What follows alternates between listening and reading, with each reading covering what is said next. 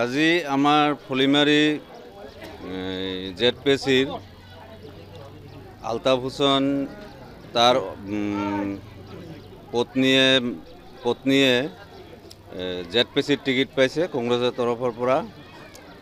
আমাক এনেকুৱা মানুহে লাগে, ভালে পাইছোঁ আমি, যাতে আমাৰ পৰৱৰ্তী যিবিলাক আমাৰ কাম কাজ আছে সেইবিলাক যাতে ভাল কৰিব বুলি আমি আশা ৰাখিলোঁ আৰু আমাৰ ৰাইজসকলে তাক ভোট দি জয়যুক্ত কৰে যেন, এইখিনিয়ে মোৰ অনুৰোধ। বিগত দিনত যিহেতু জেডপিচি বা কাউন্সিল তেনেকুৱা ধৰণৰ প্ৰাৰ্থিত্ব আছিলে, তেওঁলোকে আপোনালোকৰ ৰাইজৰ কি উন্নয়নমূলক কাম কৰিছে? যোৱা যি আমাৰ জেডপিচি আছিলে, সিহঁতে আপোনালোকে অলপ চাব, সিহঁতে আমাৰ কি কাম কৰিছে আপোনালোকে নিজেই জানে।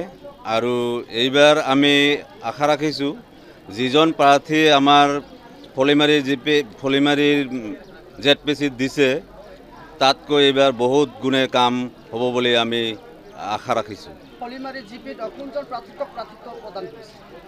ফলিমাৰী জিপিত আলতাফ হুছেইনৰ পত্নী ৰেজিনা আহমেদক জেডপিচি পদৰ প্ৰাৰ্থী হিচাপে গণ্য কৰিছে। আজি আমাৰ ফলিমাৰী জেডপিচিৰ আলতাফ হুছেইন তাৰ পত্নীয়ে জেডপিচিৰ টিকিট পাইছে কংগ্ৰেছৰ তৰফৰ পৰা। আমাক এনেকুৱা মানুহে লাগে, ভালে পাইছোঁ আমি, যাতে আমাৰ পৰৱৰ্তী যিবিলাক আমাৰ কাম কাজ আছে সেইবিলাক যাতে ভাল কৰিব বুলি আমি আশা ৰাখিলোঁ আৰু আমাৰ ৰাইজসকলে তাক ভোট দি জয়যুক্ত কৰে যেন, এইখিনিয়ে মোৰ অনুৰোধ। বিগত দিনত যিহেতু জেডপিচি বা কাউন্সিল তেনেকুৱা ধৰণৰ প্ৰাৰ্থিত্ব আছিলে, তেওঁলোকে আপোনালোকৰ ৰাইজৰ কি উন্নয়নমূলক কাম কৰিছে? যোৱা যি আমাৰ জেডপিচি আছিলে, সিহঁতে আপোনালোকে অলপ চাব, সিহঁতে আমাৰ কি কাম কৰিছে আপোনালোকে নিজেই জানে।